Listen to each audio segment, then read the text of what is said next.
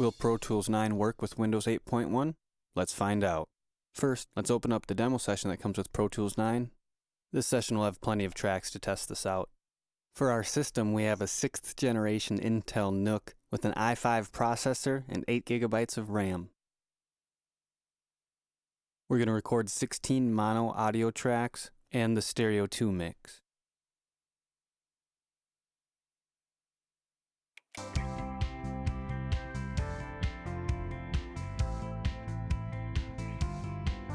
Now we also have tons of plugins that are on the other tracks that came with the session. And we've routed all of our drum tracks to our bus inputs that we're recording.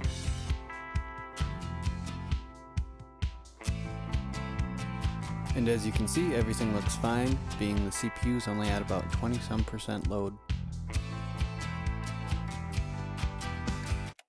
To learn more, click one of the links to the next videos. Please be sure to like, subscribe, or comment.